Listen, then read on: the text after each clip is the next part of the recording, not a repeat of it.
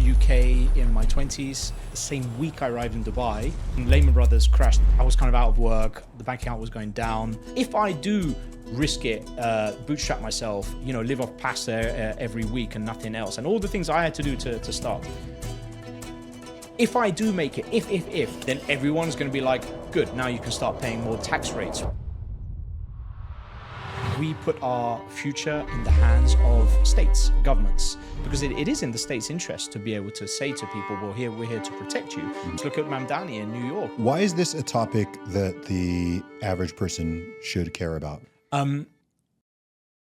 Welcome back to Real Talk with Zuby. On today's episode, I am going to be talking to the founder of Savory Partners and Millionaire Migrant, and we are going to be talking about all sorts of things: geo-cultural, geopolitical, geo-arbitrage, lots of things that are going on around the world. If you are someone with a global perspective, or you would like to have more of a global perspective, this is the podcast for you. Jeremy, welcome to the show. How you doing? Good to see you again, brother. Awesome, man. Jeremy, for people who are not familiar with who you are and what you do, please introduce yourself to my audience. All right. So I left the UK in my 20s. I had traveled around the world. I've lived in parts of Africa, Asia, and South America. I ended up settling on the UAE. And my background was real estate. And I've worked in real estate investing personally, but also working for sovereign wealth funds and private joint stock companies and what have you. But when Lehman Brothers crashed, the same week I arrived in Dubai, I was kind of out of work. The bank account was going down. I'd recently just met my future wife, and I had acquired my nationality, my French nationality, through descent. And at the same time, I was having issues trying to get visas for my Colombian, South American wife. I kind of put the two and two together, and I realized that there was an arbitrage opportunity that was personally affecting me and my partner, but also there would be other people interested. And then I launched a business which today is arguably one of the top tier firms in terms of helping people to obtain a legal second passport. And we have, I believe now 8 government licenses. That puts us on the top 5% globally. We have 70 people around the world. We have processed 11,000 passports legally. And then Millionaire Migrant is just because I've seen the market expand, I've seen demand expand, I've seen different types of markets come out. And I thought that this was the time for me to just start a YouTube channel so that people can hear from someone who has access to I've been in a lot of rooms. I've met with a lot of prime ministers and presidents, heads of state. I've looked after a lot of high net worth people. And I think it's important for me to kind of share a lot of how I see the world moving forward and how this affects everybody's sovereignty. Yeah. Why is this a topic that the average person should care about? And maybe a question is, should the average person care about this? Because the world is changing, and because we put our future in the hands of states, governments. And what's happening is that less and less there is trust within the what we're getting in return. What is the exchange? Whether it's tax rates, whether it's woke idealism, whether it is politics, or whether we believe the people in charge, whether democratic or autocratic, are actually giving us the best, giving us what we want. And we spoke about this earlier. We are now, the future of citizens globally, we're not going to be just people with one passport. We're going to have at least 2, 3, or 4. And we were talking about this earlier. You and I are good cases in point where we have multiple connections to different countries. So the idea of being monopolized to a certain extent by one passport issuing country, which, by the way, affects your bank accounts, affects your business, affects your lineage, affects your future. Right now, people are just deconnecting from that. They are becoming a little bit more pivoting towards having another nationality or having another presence in another residency, a golden visa, for example, or a permanent residency, a fiscal residency for tax purposes.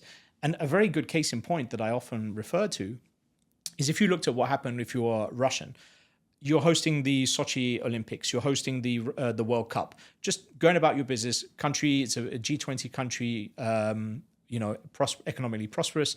No one has any issues. Lo and behold, one day somebody wants to pick a fight, and we can go into why and when, how it started. But suddenly now you are persona non grata. You are unwanted by the rest of the world. So just because you had a Russian passport, you can't open bank accounts, you can't obtain any other nationalities, your assets could be frozen, you'd have to retrench into different parts of the world. Some countries welcome you, others won't welcome you.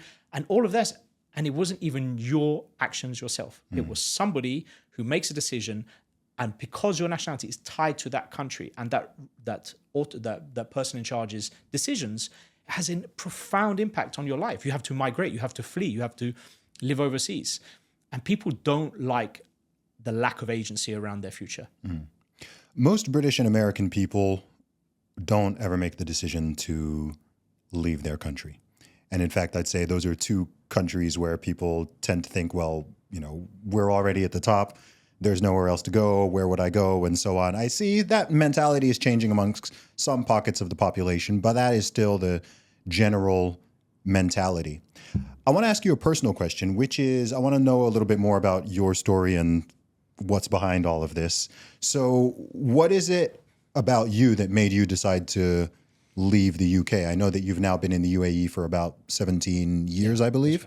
How old were you, and what was the lead up to making a decision of, okay, I'm going to go to the UK and I'm going to pursue a life somewhere else? What's the story there? I think what happened is the way that I grew up was very different to your average child, average, whatever you could say that was. So what happened is a few things affected me that gave me a very different outlook on life, and all of it by accident. Okay. What happened is I was privately educated, and then largely to financial services, I became publicly educated. Definitely the wrong way around. You should definitely do the other way around, or just stay there. And people would say, well, what are you trying to say about public education? No, that's not the point. If you're publicly all the time, that's also good. What happens is that I came from one environment and came to another environment, and it was very difficult for me to adapt because essentially I was the outsider. Okay. And so that was my first experience to be an outsider. Where did you grow up in the UK, by the way? I grew up in London, southwest London. I grew up in an area that was predominantly white. And then when I went to university, I went to the East End of London, which was predominantly not white. And even since then, if you look, it's completely more the case. But it was really good for me because I got to interact with so many other second generation and sometimes just international students as well. But the other thing that made my childhood very different is I was raised by deaf parents. So what that meant is I was kind of having to be the one who would kind of bring the outside world into the house. So when you can't hear in a world without internet, and everything was through, let's say, TV, where we had to get subtitles, radio, where they couldn't hear the radio, music, popular culture. So in the end, it's like myself and my brother, we were the ones who were literally the ears to the outside world. And so I didn't get any kind of, and we kind of take for granted a little bit the roles of our parents have in raising us and our norms and our cultures and our traditions. So I didn't have that. So it was kind of having to learn it by myself. So I would say these different experiences made me incredibly curious because I was already kind of an outsider. And I remember as part of my studies and different moments in my life, I was given opportunities to travel. I hadn't been on a plane until I think I was about 19 years old, which sounds crazy in today's generation. But as soon as I got that taste for exploring other cultures and countries and languages and architecture and everything, it just gave me a bug. And at one point, I remember in university, we had to, as I studied French, because my French, ancestry, they just said, you can pick any of these places to live in France. And there was a little box at the end that says you can choose to live in for 1 year, a French overseas department or territory. And I just clicked that one. And that one could have been French Guiana, the French Antilles, which is Guadeloupe and Martinique, or an island called La Réunion. And I just ticked it. I just didn't want to go to France. I was like, I can go there anytime I want. I want to go let's just close the eyes, play this lottery. And I just got sent to La Réunion. And I'd never been there, didn't know what was going on, but I went there and it was fantastic because you just see, you get a little bit of the African, you get a little bit of the French, you get an idea of the expat life. And I ended up staying, and instead of everyone else going back to the UK, I ended up saving my money, and for 3 months traveling South Africa, I did all of South Africa. I did the Comoros Islands, I did Mauritius, I did Madagascar, which was fantastic. I highly recommend it. It's just every opportunity I've had has made me more and more curious about how the world works, people in different countries. So that's kind of how it started in terms of like this curiosity to know, like, is there something out there that we're not told about in our very traditional English classroom? What was it if you can remember, what was the most eye-opening thing of that initial segment of travel? When I was traveling around Africa, you mean? Or? Yeah. So you said you first went on a plane when you were 19. And obviously, prior to then, you're going to have some idea of what the world outside the UK is like. You've heard things, maybe you've read things in an encyclopedia, you've heard things in class, but you don't really know. You're from London. Most Londoners also don't even tend to travel around the UK itself very much outside of London. I don't know if that was the case for you, but I'm curious as to when you went out there into other nations, was there anything particular that was just like, oh, this is very different to what I had in mind? From then up until today, I'm constantly blown away by the misconceptions we have about what life is like outside of the UK being a case in point, and what we're led to believe. Definitely the way that countries operate in terms of how they, the government that they have in place, in terms of like, here's the thing, for example, like, let's use La Réunion. When I went to La Réunion, I literally was packing as if I was going to be in the jungle. By the time I arrived, the guy who was like, I was going to be a teacher teaching English to the French-speaking kids, he was like, should we go and get McDonald's? And so I was like, I wasn't expecting this. But then you realize that there's a lot of foreign aid and the relationship between, countries and their former colonies or protectorates. So you've got UK and Gibraltar, UK and Hong Kong, that type of stuff. But also, I realized that in countries that have amazing weather, beaches everywhere, and can grow plentifully sugarcane for rum and marijuana for smoking, is like production is not so great. This is the one thing that I definitely noticed. And so I think statistically today, unemployment in that particular overseas territory, and by the way, it probably extends to the others, is still much, much higher, probably double what it is on the mainland. Yeah. So, little things about that shows how productive people are. And by the way, my wife is from South America. It's a fantastic country. It's great. Could it be more productive than it is? You could say that politically, economically, there's other factors. But also, if life is good, then there isn't really a lot of motivation to work. So I would say that's one that's going to upset somebody in La Réunion. It's going to upset somebody in South America. But unfortunately, it's like we have to be upset to question norms. Yeah. How did you end up in Dubai? I had been working with a company that I really enjoyed working for. I had a great time. It was a really tight team. But the real estate market had started to close, so it slowed down at that period of time. I'd come out of a relationship and I felt like I needed something different. And so I traveled around Asia for around 4 months, and again, just getting that itch to kind of travel. I traveled around there, and it was great. It was my first digital nomad experience. Like, I was just traveling around, settling in different countries, getting paid all the time, and then realizing, okay, every time I travel, I get paid. So whether it was in La Réunion, whether it was in Europe, whether it was in Asia, I would get paid to go and travel. And now today, it's like a digital nomad experience. But back then, it was not like that. What year was this? It was 2007, I think. Okay.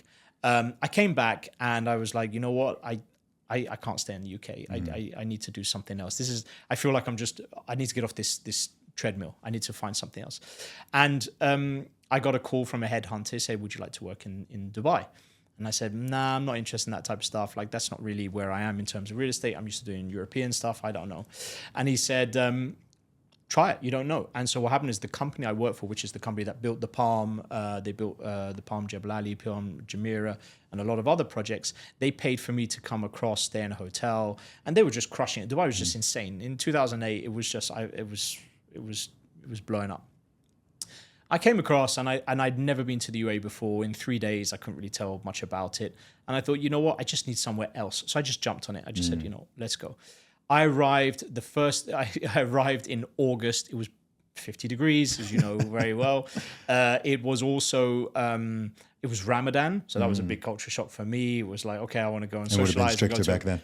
Huh? And it would have been even stricter back then. Oh, yeah. Some of the stories I could tell you from then, people don't know how nice it is right now. I mean, nice is subjective, but I would say it's very different. And so, going out was very different, and Ramadan was different, and so on. And then what happened is the Lehman Brothers crashed, and my entire career it just evaporated. I just jumped from job to job, and my savings were getting worse and worse. And in a weird way, I just explored this whole idea that you can obtain a nationality legally through some kind of investment, which was back then was only really kind of taking off. And now today it's very widely known. A lot of countries like Portugal, Malta, Antigua, all of these countries, they're launching new ones now in Africa. It's all evolving. But back then there was only really two options, two countries. But yeah, Dubai was, looking back now, probably there was a part of me saying, I need to move to a country that has an attractive tax position, a country that has a growth chart, which, it had a massive correction in 2009, as a lot of countries did. But if we look back where we are now, it was definitely the right decision. So a forward-thinking country that has an autocratic rulership model, which I think when you look at other parts of the world, maybe now they're not so against that whole concept. You had a currency that was pegged to a powerful reserve currency, which now is not quite the same, but it's definitely a stable currency, if nothing. And then the fact that it is a very forward-thinking, pro-immigration country. If I look back, it was it's completely transformed my life. But whether that's that person going to Medellin in Colombia, or Paraguay, or Panama, or Hong Kong, Thailand, Malaysia. There are a lot of countries there which people are starting to realize, I think this might be a better move for me. Why would someone want a second or third passport? Hedging, diversification. I mean, everybody knows if you want to truly get by in life, you need to be patient, you need to diversify, you need to trust in yourself, invest in yourself. But diversification, you can diversify as much as you want, but every bank account, every trading account, every property, every business is all under one passport. And as the case in point I gave you regarding Russia, tomorrow that could be a bad move, and it would have an immediate impact across everything you did, because all you did was diversify your revenue streams, diversify your residencies, diversify, between your passive and active moves. But it's all connected to one passport. I use a case in point. France now, a few days ago, is now getting closer and closer towards moving towards a citizenship-based taxation. And previously, it was only the United States and Eritrea. Eritrea cannot enforce it. The US definitely enforces it. Yep. And I don't think a lot of Americans plan to renounce. I don't think a lot of Americans have too much of an issue with tax. It depends how much you're making. It's all relative. I think they do have a problem with the invasion of privacy and the paperwork and the bureaucracy and the red tape that exists. But if we were to look at the way the world is working and the huge, huge fiscal deficits we have, Europe is going to come. It's just, it might not be now, it might not be in a year or 2 years or 5 years, but it will come. The countries are broke, right? Politicians. When you say it will come, what do you mean by that? Sorry? When you say it will come? It will come. The countries now are, let's look at it from another perspective. Because of the nature of the business that I have been in, where I have been very closely helping people to obtain nationalities from different jurisdictions, I have visited those jurisdictions. And as a result of this, I have seen very closely firsthand kind of how micro-governments work. But micro-governments are just smaller versions, obviously, than bigger governments. But when you start to see how they operate and how they function, and whether they would like to be able to have a program that allows them to bring investment in exchange for nationality, but then you could also say, well, every other country in the world, whether it's the US EB5, the Trump Gold Card, or the UK Tier 1 program, or the France passport, the residency passport program they have. Every country in the world has some kind of incentive for people to come move there, work there, invest there, scale there. So every country has it. It's not just these tiny countries.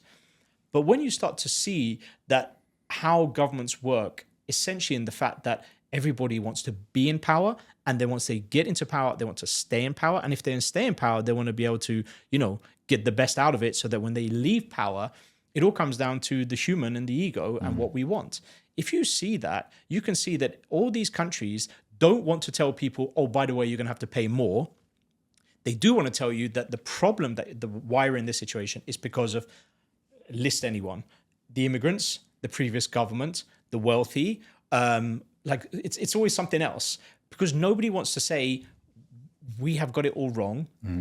And it's not one government, it's the previous government and the previous government. But essentially, we need to come up with money because we are rewarding people that don't work hard. We're rewarding people that in democratic societies and Western governments where we we want to help people, we want to create social equality, but sometimes the incentive to actually take risks, work, start a business, play with your capital to try and make money through some kind of investments, it's actually quite attractive not to do anything at all, not to work, and essentially the benefit state can be gamed. And so there isn't less of an incentive. But what happens is that means your debt is piling up, you've got greater costs. Government wants to be able to present to people that you need us. And so if you need us, then you want us to help with all of this situation, then you need us. And to be able to build your power base, you need to have more people in civil servants. You need to have more infrastructure projects. You need to have more. That'll cost money. It's got to come from somewhere. So you've got to go to people and say, well, we're already at 50% pretty much in most Western societies. We need a little bit more from you. I don't think anyone has a problem paying their fair share, but when you get to 50%, give or take, what does fair share mean? It's subjective. Yeah, that's the problem. That's the problem. And you will never have an alignment between the people who are, it's coming from their pocket and the ones that it's like, it will be coming into their pocket. Exactly. You're going to give me free stuff? I'm all for it. You got my vote. Yeah. But the fact is, it's like, we're in 2025. Wealth has never been more mobile than ever before. Mobility in terms of wealth mobility, geographical mobility, and social mobility. I am a perfect case study of how my life has been because I left the UK. Yes. Social mobility, geographical mobility, wealth mobility. But you need to be very careful that you don't trigger and don't push these people who are already paying, in their view, a fair share, and pushing them away and saying, you know what? We've gone beyond fair share to envy, to hate, to victimization. And it's like, who wants to take the shoes of an entrepreneur? Who wants to take the sleepless nights? Who wants to trust themselves when no one trusts them? Who wants to invest their money in things that didn't work, to fail a business 2, 3, 4 times? Who wants to move to a country that they probably didn't ideally want to move to? Like when I first came in the first month, I was like, this could be a big mistake. Yeah. And if they do succeed, it's like, okay, then you need to pay. Yes. But why? What? And if you chase away all these private entrepreneurs, the private sector, the reliance on the public sector gets even greater. But maybe that's what they want. They want you to be reliant on the public sector, to be reliant on the state. Yeah, this is such an interesting conversation to me because obviously I myself, just like yourself, are a living example of all these things we are talking about, right? We don't just talk about it, we live it and we walk it. And every ambitious and successful person I know in the UK who hasn't left, virtually all of them, and I know a lot of people, are at least considering and flirting with the idea of leaving either themselves or if they have families. I don't work in the same business you do, and I've never had so many questions about, tell me what this place is like, what about this, or how do you get residency there? Maybe you can, introduce me to this person or that person. And I mean, you can look at the numbers. We see that the UK has lost more high net worth individuals, I believe, than almost anywhere else, next to China. But if you compare the populations, the rate is much higher in the UK. UAE, I believe, has gained the most out of almost anywhere in the world. USA is up there as well, but you can literally see these millionaire migration maps. And I know there will be people listening who are thinking, well, most people are not millionaires. Most people don't have that much money, right? You're only talking about a small percentage of people. But I think regardless, the why is very important. And I think that a lot of people are so sort of fixated and stuck on the short term and the immediacy that both people in the government who you would think would know better, maybe they have ulterior motives, but even just like everyday people, they're not thinking about the consequences, right? So if someone says, like 15,000 millionaires left the UK in the past 12 months, right? There's this mentality of, good riddance, right? I hope they enjoy Close the door when you're don't let the door hit you on the way out kind of thing. And it's like, are you so short-sighted and so short-term thinking, like number one, you're not thinking why, what's the trend that's causing this, right? Canary in the coal mine type of situation. But also if these people leave who are the ones who are actually paying the taxes, because let's be real, the majority of taxes are paid by a very small percentage of people. And actually there's quite a big chunk of people who don't pay any net taxes. It's not sustainable. And the approach seems to be, okay, we're going to just squeeze the people who remain even harder which again is such short-term thinking, like beyond my, I have very many moral issues with taxation in general, but especially at that type of egregious level. But it's also just, none of it just seems sustainable. I just look at it all and I see the US debt clock, what is it, 38 trillion now or whatever, and the interest on it. And the UK is not in a great, like all these nations are in massive, massive debt. It all seems like a lot of smoke and mirrors. It seems that at some point in the future, the chickens are going to have to come home to roost. There's going to be some type of reckoning. I don't know what that looks like. I don't know how it plays out. I don't know how long you can kick that can down the road. But it seems obvious to me we're in 2025 now, coming to at the close of the first quarter of a century. And I'm just like, I don't know, like within our lifetime, surely there's going to be some type of very serious economic reckoning that happens. And I maybe you've thought about this more than I have. How do you think that would play out? What would that reckoning look like? I think you hit the nail on the head. That's why I said citizenship-based taxation. We are not far away. But let me just come back to a point. This whole thing where it's like, yeah, good riddance to you. And the ones I hear the most is like, close the door on your way out. Or the one I love, which is, oh yeah, but when you need the NHS, the Free National Health Service, you'll be back for that. Of course. It's like, no, man, my kids were born in hospitals overseas. Yeah, I wasn't using it to begin with. And let's not forget, it's not millionaires who are leaving. Today it's millionaires are leaving. I wasn't a millionaire when I left. I wanted ambition. I wanted opportunity.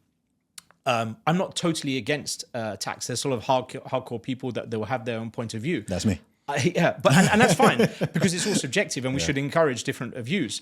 But for me, it's just like looking back on it, where I am right now, it's just like to know what I have had to do and what every entrepreneur has had to do to try and build something for someone who hasn't done it at all. Yeah. To tell them, well, you need to pay more. It's like, it's like playing in a football team and then you've got one person who doesn't do anything and lets in loads of goals, doesn't trap back, and then just saying to the guy who's trying to score every goal, trying to keep us in the game, saying, come on. Yeah. And it's like, it's a very simple analogy, but it's essentially what's happening.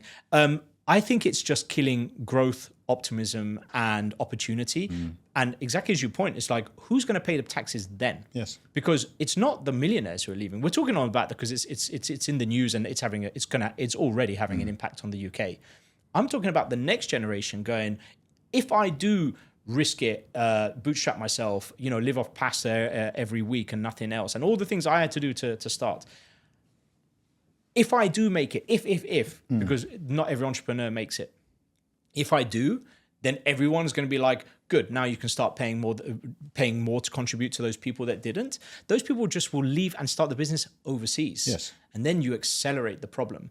And so that is what's going to happen. And then we're all going to realize that essentially you've got to get you've got to find the balance between trying to help those people that need support, but not allowing the system to be gamed, not letting the state try and make sure that they have an outsized control, because it is in the state's interest to be able to say to people, well, we're here to protect you, because otherwise we'll start going back to like the old times where it was the church telling everyone what you had to believe. If you read that book, The Sovereign Man, they talk about I think it's not Jacob Rees-Mogg, it's William Rees-Mogg.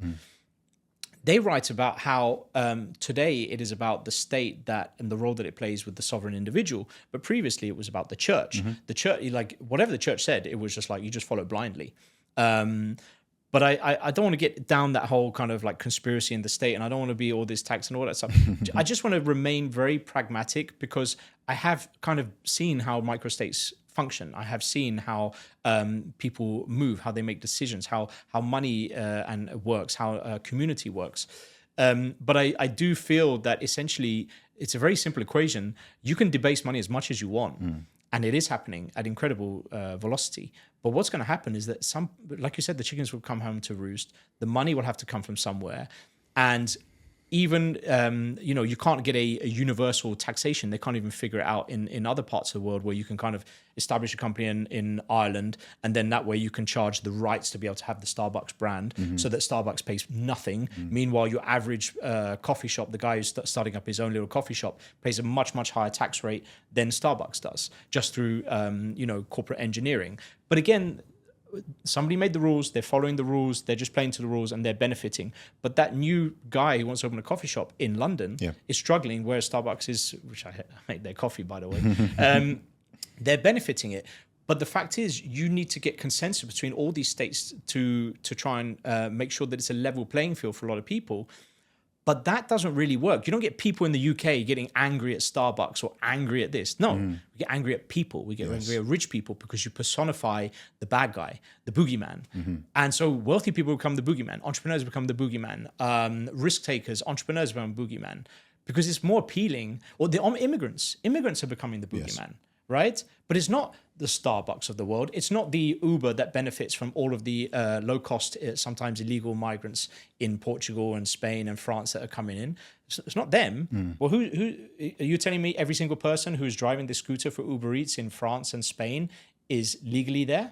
I don't know. It doesn't look like it to me. No. And the people working the restaurants, it doesn't look like it to me. In Italy, I've seen it. I've seen it at 4 o'clock when they close up their lunch and you see all the people moving out. So you're telling me that, do you see what I mean? It's just like, it's easier for us to villainize, if that is a word, but to personify the boogeyman because it appeals to electorate more than this faceless entity that like Amazon. Yes. When it comes to skincare, short-term fads don't deliver long-term results. Science does. That's why I use OneSkin. Their formulas are powered by the OS1 peptide, a patented peptide built on longevity science that's proven to target aging at the cellular level. I've been using their OS1 face and OS1 eye products for the last few months, and I love how they help my skin stay looking fresh and healthy, even when my little baby keeps me up at night. OneSkin's products are designed to layer effortlessly and even replace multiple steps in your routine, making long-term skin health simpler and smarter at any age. Born from over 10 years of longevity research, OneSkin's OS1 peptide is proven to target the cells that cause the visible signs of aging, helping you unlock your healthiest skin now and as you age.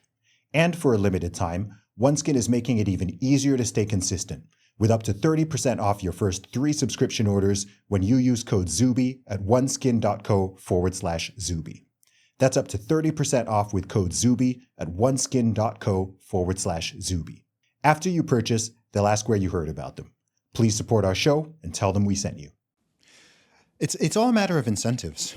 I mean, to understand any human behavior, you have to just look at the incentive structure. And if you want to be able to predict the future, you can just look at the incentive structure, and it enables you to predict the future if you have a decent understanding of human psychology.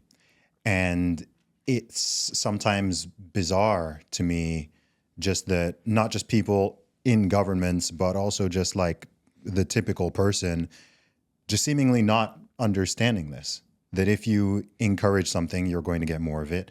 And if you punish something or make it extremely difficult or put lots of barriers, you're going to get less of it. And it seems like this weird thing is going on in many parts of the West where it almost seems like they're actively discouraging entrepreneurship, discouraging investment, discouraging people from discouraging people from starting families and reproducing, like all of these things which made the West as powerful and as, what's the word I'm looking for? As prosperous as that part of the world is and has been our entire lives and since before we were born. It just seems like they're just messing it up. And it makes me feel sad. I mean, real wages in the UK have not risen for 25 years. Yeah. For decades. And, instead of actually trying to address this properly, it's just this sort of silly finger pointing going on, pointing at your other citizen who seems to be doing all right, and saying, oh, they're the problem or they're the problem, and they're without just kind of getting to the crux of it. And I don't know, it just seems unsustainable. That's the thing that always strikes me. I'm just like, this doesn't seem sustainable. When I look at those debt clocks going up and up and up and up, I don't know what the catalyst needs to be for it to tip over into a point of like, okay, now something needs to be done, right? Like if we look at the USA, I think it's 38 trillion in debt now. I mean, I don't even know what that number means. Right? It's so high that like, and there's interest on it. I don't even know exactly who it's owed to, but I'm just like, I know that that's not sustainable. Does it need to get to 40 trillion, 50 trillion, 600 trillion? Like at what point is it just like, okay, someone's got to pay the piper now. How many generations does that get pushed onto? And it's kind of sad as well, because you see with, Gen Z and younger, there are certain typical kind of adult milestones that they're not hitting, or they're just delaying. I mean, Jen's like, a lot of them, they're not even getting driving. A lot of them aren't even getting driving licenses. A lot of people have like checked out of the dating market, let alone the mating market. They don't want to get married. They don't want to have children. They think they can never buy a house. They're not particularly enthusiastic about work and starting businesses and careers. They're just kind of, not the entire generation, but a large chunk of them are essentially just kind of despondent. They're just like, well, the game is rigged. It's going to be harder for me than it was for my parents and perhaps even my grandparents. Whether this is real or not, this is what they think. This is the mentality. And as someone who just cares a lot about young people and now also has a young son, it's worrying. And I'm not worried for your kids. I'm not worried for my kids. I'm not worried for kids of parents who are particularly ambitious and outliers in certain ways, but just for the typical person, for the average person, for the person even below average, below the median. You've got half the population that's mathematically below the median. And it's already been tough for the people in, say, millennials or Gen X in many ways, for example, to, get onto the housing ladder, which is something people always make a big deal of, particularly in countries like the UK. But you're just looking at that young generation and you're just like, gosh, like, what are they? There's always going to be brilliant people who are able to buck the system and be massively successful and so on. But for a lot of them, and then you bring in the challenges that are coming. No one knows what's going to happen with all this AI stuff and automate. We don't know. But I'm just like, man, this is a real uphill battle. And you've got people straight up turning towards like socialism. You've got ones who think with fascism is the answer. Like they're getting more drawn towards these kind of like extreme poles. They're not getting drawn. They're getting pushed into that because of the desperation. That exactly all the different things that you mentioned is that people. It's a very appealing case for them. It's look at Mamdani in New York. It's just like, I can't get on the property ladder. I can't get a job. Things are not going for you. So you kind of, in the same way you'll find your kind of leader or your movement that appeals to you. But I think, I've got two young boys. You've got yours. Congratulations to you. You're just going to go all in as I am and try and say, right, how do we map this all out? How do we get out of this system? And I've been in a lot of rooms. I've lived a very incredible life. I mean, for the places I've been to, for the business that I do, for the rooms that I've been in with, whether it's heads of state or, I've met probably over 1,000 millionaires of all different levels, all different walks of life. But they're also sad about the way that things are going, helpless as well, because they're being painted as like, oh, well, you're not helping your other kind. It's like, well, so I think we all almost will move towards a society of benefactors in the same way Tommy Robinson is getting Elon Musk support for his case. I feel that we're going to go there where we're going to be less reliant on the state and more reliant on individuals or this utopian, not utopian, but this kind of dystopian situation where you have these billionaires that are now going to be your figureheads that people think of in the same ways we thought about Thatcher or Bush and all this type of thing, because they're going to be the ones, the benefactors that are going to be able to that you will kind of go to for support, because you will have lost confidence within the state. I've noticed this in Africa. In Africa, you have these huge figureheads in different parts of African countries who are kind of put on a higher pedestal than the actual state itself. They go to them to be able to get support or to get blessings, sort of thing. But yeah, it is sad, everything that's happening. And like I said, AI is only just getting started. The fiscal deficit is an enormous challenge.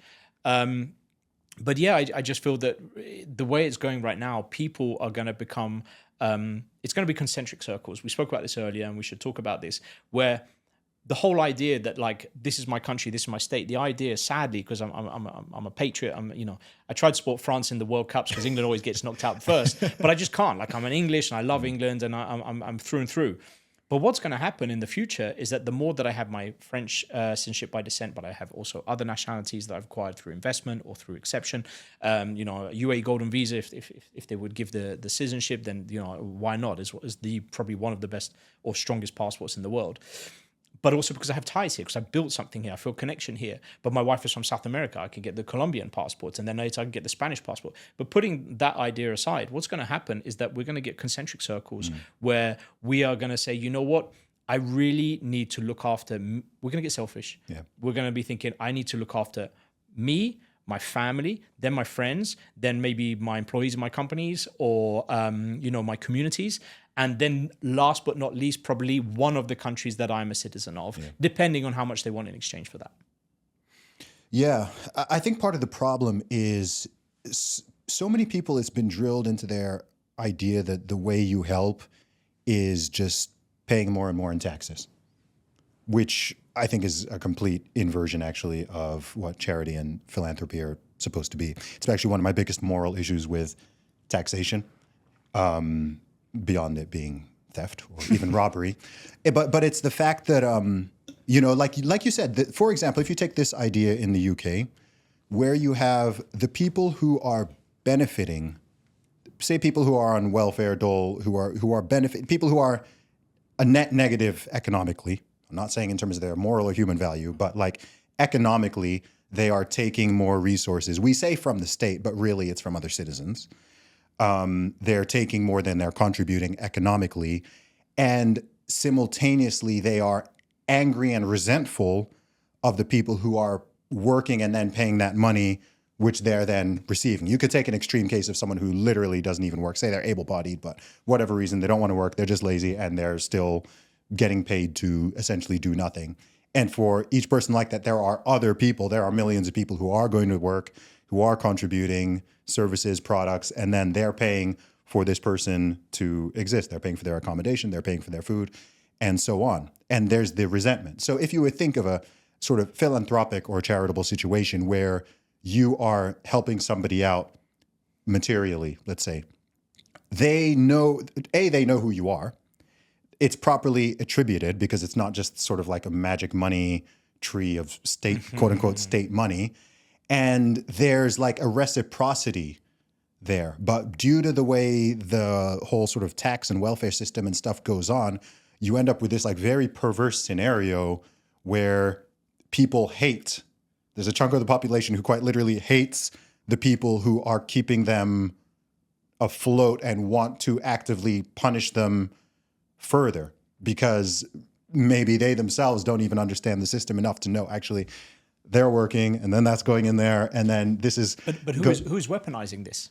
The state, politicians, predominantly. Exactly. So that's the thing. It's just like you want to stay in power. Like I have seen it from different parts of the world. I don't want to say because of the nature of my business, but I have seen firsthand how the game is played. Sure. I have seen it. And again, I'm just from a normal guy, went to normal school, very average, like average intellect. I'm just a very normal person. But through just like quirk of fate of just hard work, which people sometimes forget that I just kind of trod on people's heads to get where I am, just sort of that usual analogy. But the fact is, I've just gone like, oh, okay, I wasn't expecting, and I will probably talk about it in other arenas, but the fact is, it's just, it's a very, convenient argument to be like, well, that's why you don't have this. It's because of these guys. It's called salience. It's essentially, we're just trying to direct you away from the real issue, which is poorly government finances, or these white elephants that we're paying for, or the fact that we're just too afraid to ask you to pay more taxes, or the fact that it's incompetence, or we're going to be out of power and we need to come up with something quickly to keep us in power so we can get a second term, and then for all the different reasons that people want to stay in power. And we've debased the heck out of the currency. Exactly, which is the main reason. But we can't mention that because we also need to do that and we continue to do that. So what we need to do is get you to say it's because of, and it's usually the two things, which historically it goes back to, it's the rich or it's the immigrants. Yes. And if you look at like, the Nazism, how it kind of started, that would be a good recent example where it's just like, it's because of them. It's because of these guys that you're not suffering. So you just sit there and you divert people to that attention. And the fact is, it's just like, no, it's essentially, we've lost the whole concept of incentivism, which is you need to get people motivated to do something and disincentivize people for not doing anything at all. And I use my father's case. My father was kind of not expected to really get anywhere in life because back in the 50s, 60s, you couldn't use a phone. Everyone needed to use a phone. There was no email, so it was writing letters. And obviously, if you're deaf, your English was not at the same standard as your peers, your hearing peers. So it was just like, you know what, let's just see if he can just kind of get through life and we'll help him out financially. But he pushed himself to take on more and more jobs. He self-trained himself and he got better. But essentially, when he was in a company that had to lay people off through some kind of economic contraction or the business wasn't doing well, he was always the first to get let go because he couldn't use a phone. Got it. So it's kind of like hiring like, you know, an intern or like someone who had half the skills. He could just go and get disability benefit. But he just hated it. Yeah. It was so, and I actually once after university couldn't get a job. It was really tough. It was after the .com bubble. And I went to my local dole office and it's just such a demoralizing experience. And so I was like, I'm never doing that again. I'll do whatever it takes, but I don't even want to take anything from the state. My father was the same. And I probably in some way got a subliminal, that kind of work ethic that I have from him, because when he was out of work, he just couldn't stand it. He didn't want anything from the state. And when he had a job, he was the hardest worker. He built half our house out of wood, which, considering we grew up in London, which is like a very developed place, he built literally the whole inside of the house through wood because he was originally a carpenter. But when he was unemployed, he would just send CVs. I'd wake up in the morning at 5 o'clock, 6 o'clock. He was up already writing CVs, trying to get a job. However, not everyone is like this. There are a lot of people who would happily pick up from the dole, and now today, because of technology, just run some kind of side hustle and then collect from the state. And people have no shame in this. And unfortunately, the way that the wealth gap is coming, more and more people are saying, you know what, let me just take something from the state. It's there. Why wouldn't I want to take it? Let me do a side hustle, put two and two together. And unfortunately, you'll also find some people that don't pay their taxes even when they do, because the incentive is actually like, why would I even want to do it the straight way and pay my taxes? How about just use cash or do it off the books? And then there's just straightforward crime, which when you see all these people with this wealth porn of like watches and Lamborghinis and all this type of stuff saying, you know what, let me just try and, that sounds like a good life. Let me just do that as well. And it's really sad because it means that we lose integrity. Yeah, you've hit a lot of things there. I mean, as a man in particular, you doing work and being purposeful and contributing and providing is so integral to our being. Like, it's more than economic. It's like a spiritual thing, right? That's the same reason why, like, I think if a man loses his job versus if a woman loses her job, like, a man is like 4 times more likely to, like, you know, end his own life, right? Like because just the way we are wired and always have been, it's like, look, I need to work, I need to provide, I need to contribute, I need to be an asset to my family, I need to be able to take care of myself and so on. Now, look, we all know that there are extreme scenarios of illness, real disability and so on, which is, as far as I understand, like historically, that was the intention of there being some type of safety net. But when a safety net becomes like a hammock and a very comfortable bed where it's like, oh, actually, you know what? Like, I'm perfectly able-bodied and I'm fine. In an Indian Ocean off the east coast of Africa, for example. I just can't really be bothered. Then, you know, people are going to opt for that, which is why, to that degree, in my opinion, it shouldn't be an option. Like, if you can take advantage of the system in such a way, you know, that's a massive problem. And then that creates even more resentment. I want to shift gears a little bit. I saw in a video you mentioning that you've been getting a lot of calls from, I think you mentioned you've been getting a lot of calls from Americans.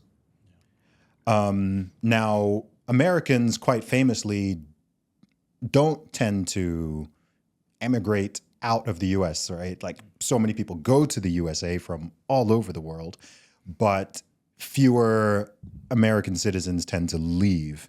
Now, what is going on that is causing more Americans to be emailing you and calling your phone?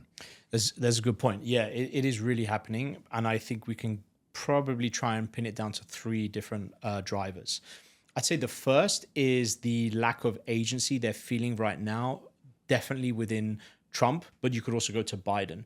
So whether you're on one side, if the other side guy is in power, you're obviously motivated to try and look at other options, right? Like, I don't want Trump world, just like the other people didn't want Biden's world.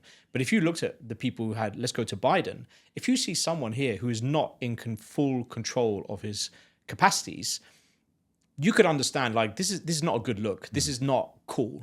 So you'd have that type of thing. But then you've got the other side of things where even if you were pro-Trump, he's doing a lot of things which no one really foresaw even before the election. These 2 components, whether it's politically motivated or otherwise, comes down to a lack of agency. It's like, I don't really like I mean, I'm out in the wild here. And by the way, those are people who do have an American passport, which actually I can tell you this year, I believe it was this year, was the first year in history that more Americans have their primary passport. So just getting an American passport, Americans getting an American passport, was the first time than people that didn't have an American passport, Americans with an American passport, which is insane compared to any other country in the world, Western civilization at least.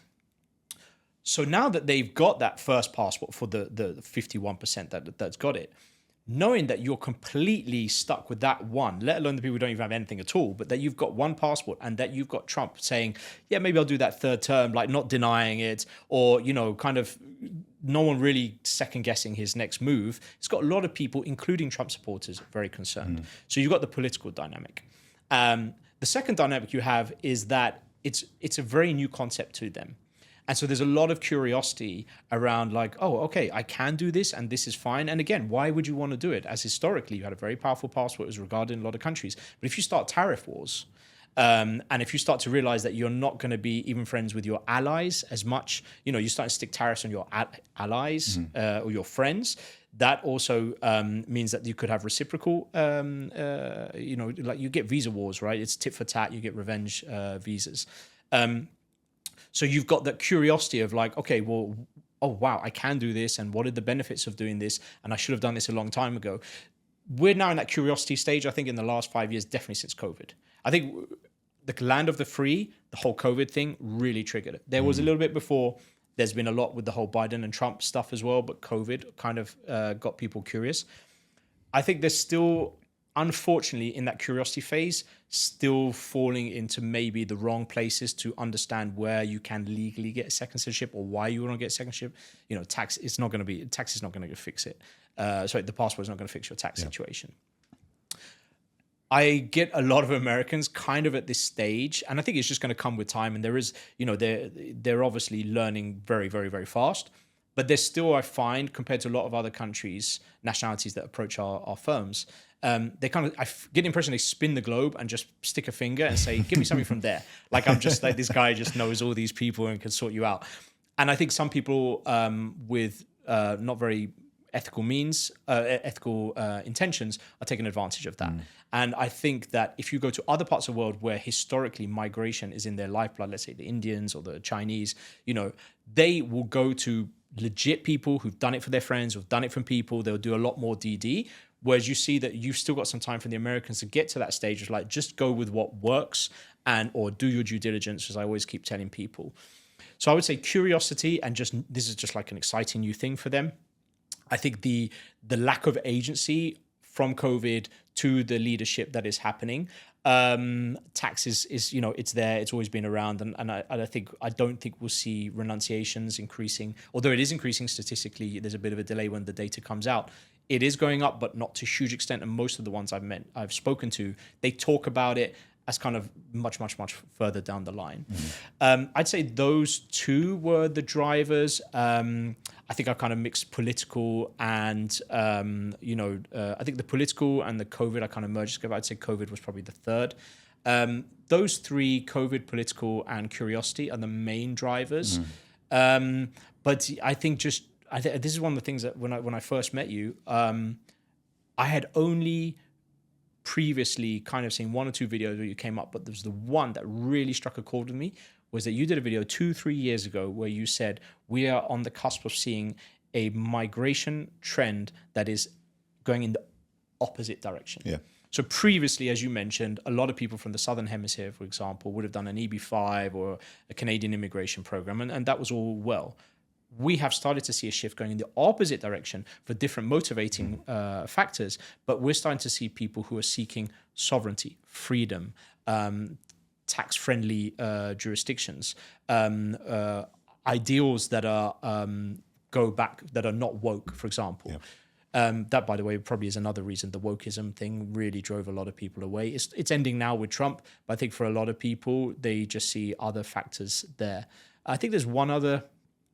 I think also, I don't know if this is probably more specific to some states, but within America itself, you have migration from state to state. Yes. And we all know it's it's California to Texas, and you've got New York State down to Florida. And again, that's definitely political. It's about money being misspent. I think also if you want to look at the California, which we were talking about it's just California has so much going for it, but people are leaving in their droves, and people just don't know where their money's going. Yeah. How does so a lot of people in this space are single dudes. When you imagine the typical like Passport bros. digital nomad, passport bro, whatever term, international traveler, it's typically, a young to middle-aged single man. And perhaps that's the easiest demographic to logistically take advantage of some of these things we're talking about, right? If it's just it's just you can just kind of up sticks, book a flight, travel somewhere. We don't have super high luxurious standards or whatever, like as a single dude. I'm curious, I know that obviously you're married with kids. How does that shift your perspective when you look at this and you consider these trends, because you're not just thinking for yourself, you're also thinking about your wider family, and you're thinking of those future generations, whether it's like explicit or implicit when you're decision making, you're thinking on a longer time horizon than I imagine you would have been when you were a single man first traveling. So how does that change yours? And perhaps, you're connected to so many thousands of other people who talk about this. How do you find the parenthood and intergenerational thinking impacts some of these migration moves? Well, it's interesting you say that. Actually, most of my clients aren't those young guys. Okay, those young guys just get on a plane, and figure it out. They don't need all the tactics. Exactly. Yeah, exactly. You're right. Yeah. And until it's too late and they start to realize, oh my God, I've made this money in a high tax jurisdiction. Yeah. So shout out to all the Americans in Medellin. So look, I really like all types of people. I think it's important to be around different age groups, because it gives you an energy, and it allows. I'm very curious to meet people from different parts of the world. I'm a very approachable person, and I was in group chats I was in meetups in Medellin and Asunción in Paraguay, likewise in Panama City, just trying to understand like where the world is going and trying to forward map it out. The thing is, for the level of immigration that I deal with, which is high net worth immigration, they are not my consumer market. They are not there yet. So a lot of my clients are actually families. They have wife, they have couple of kids. It is also quite varied, but essentially I look after high net worth people, and so those people there, tax is a consideration. Lifestyle, safety, which is being eroded in front of our eyes, and again, coming back to all of the challenges that we meant that are affecting our safety. So they are people who are at a more advanced stage in life. So those are the type I look after. But I also know that I myself would have never been a client of my firm until later. Yes. But I made that move while I could, because I didn't have, let's say, a partner or a girlfriend or a wife who's like, no, like I want to stay in the UK. That would have, my life I would never have had the very fruitful life that I've had if that had been the case. So the fact that you don't have your ties, and that you can live and you can try stuff out and you can make mistakes, and you don't need to feel like, you're stuck in the UK or US or whichever country it may be, I think is great. And by the way, enjoy it like I did. Like I just went to other parts of the world, and I went to Madagascar in 2000. I mean, it's like, it's still a great place today, but I saw a lot of weird stuff. I love seeing weird stuff. And I have, if I was to write a book, it was just like, you couldn't imagine how great it is to be able to travel the world. I mean, it's the best. It's a drug to me. Like I think even we're moving into our new house, and hopefully my wife told me this is the last house we are ever going to live in, because I think we have moved house 23 times in 25 years. Wow. Me personally, and my wife, she's been with me 14 years. I don't want to get this wrong, but essentially she's moved house with me 13 times in 14 years. And even my youngest son is like, Dad, when are we ever going to stay in one place? Wow. I just have that itch to just the same. This is all within the UAE? No, UAE. We lived in Portugal for a bit, but my wife, it was just UAE and Portugal. We lived there for some time. But ever since I lived in the UK, I've lived all around the world. And even when I was in UAE, it was like, well, this is a bit boring. Let's go and live here. And we go here. I've lived pretty much everywhere in the UAE. But I think in the end, it's just like we're in a fantastic time where we can be mobile. We can, if you, depending on your business type, you can run it virtually. AI is going to facilitate a lot of things. You have travel. It's incredibly inexpensive. You have also, what else? You have, depending on which countries to be able to get your paperwork in place in terms of, your residency and legal status. You have cheap flights, 5G Wi-Fi in most places. I mean, try it all out. You'll find a place and maybe you'll start a business in a foreign part of the world. And the best thing is, it's exotic, and exotic, it will stimulate you more than any material object. Just going to some crazy part of the world, having crazy experiences, it's truly enriching. It did it for me, and I still keep doing it. Like every year we go to different countries, and I think it's really important to experience that. So I think, and by the way, go to that country, you will be exotic to them. Mm-hmm. If you ended up going to China 20 years ago, I mean, they'd probably still be touching your skin, right? Like I had that in Madagascar, and I know other people, like I went to Laos with some friends of mine, and he was a big black dude from London. And Laos is like, nobody goes to Laos. And, it was really funny because all these kind of white tourists were going up to the Buddhist monks to take a picture with them. Mm-hmm. The Buddhist monks were coming to take pictures of my black mate. Yeah. So in the end, I've experienced it. You've experienced it, right? Yeah. But it's exoticism. Yeah. Exoticism is fantastic. Yeah. On that note, I actually have a funny question. It just popped into my mind. Why do passport bros get a bad rap? I think passport bros are unfairly maligned. I also think it's something that's gone on for centuries, but all of a sudden people attach a label to it. Yeah. Use it as a bad thing. But what's your take on the passport bro? Well, I have to be careful because I think in some way I kind of was a passport bro. I know. I mean, so am I. I mean, yeah, right. So I have to be very careful here, very diplomatic, because my wife is watching probably. So I went to Bogota in, as I mentioned, how many years ago? Let's say 15 years ago, and. But the reason I went there was because, and maybe this is something that relates to a lot of passport bros, I had been in the UAE dating scene for about 3 years. And I noticed a lot of things, which I won't get into, but the usual kind of cultural observations you will make when you move to a foreign country. You start to go, hold on a minute, why does this happen? You start to question a lot of things. And so a friend of mine was just like, I'm going to Colombia. So what are you going to Colombia for? And he said, I'm going with the family. So I ended up going with him because in the end, it's like, I'll say yes to any random country. Yeah. And so I went there, and within 3 days, I'd met my future wife. Amazing. But it was very difficult for her to get residency in the UAE. But I think sometimes that the challenges that approach you, the obstacles in life that you have, are things that you must go through as that have a positive impact on your character. So we had to go through a lot of struggles when we started the business, when we were trying to get residency, and all the other things that come from operating a business in the Middle East when you are not Muslim or Arab. Sure. But all of this solidifies the family structure in our particular instance. So I think coming back to so when I went to South America, for me, it was just like, maybe it's because I didn't see that UAE was a conducive environment for dating. And I think a lot of that comes from the fact there's so many expatriates who come here who were, and so it's a very fluid situation. Ratio is not in your favor. Ratio is not in favor, but also the financial impact of being in a tax-free jurisdiction, it affects the ego. You start to get a nicer car. You start to think that you are more than what you were, even though it's only been a month. And then, for the female side of things, so the females will come here, and then suddenly they're surrounded by all this opulence. So you're living this real-world Barbie lifestyle. So therefore, does that have an impact on your ego? Yeah. And then do we have a mismatch between the same people who are now in a different alternate reality, and now there is a mismatch? And I know attractive, nice females from 18 years ago who are still single today. Yeah. Now, that could be through choice. There's nothing wrong with that. But I have a feeling that for at least some of them, it's not through choice. Yeah. And again, this speaks to this. Whereas if I went to South America, and I'm not saying that everyone is going to have a positive experience, but for me, I was very fortunate that I had friends who would introduce me to their friends.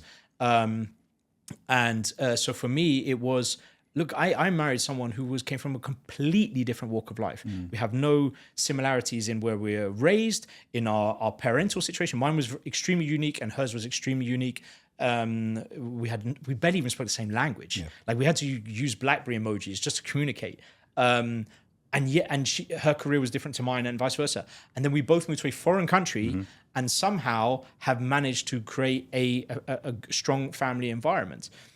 Why people are going now is probably this whole complex around why is it's I'm coming from this superior country going to this inferior country, and therefore I have an upper hand. Is that what they're thinking, these passport bros? I don't think that's what most people think, you know. I think that's like the straw man people like to use to vilify.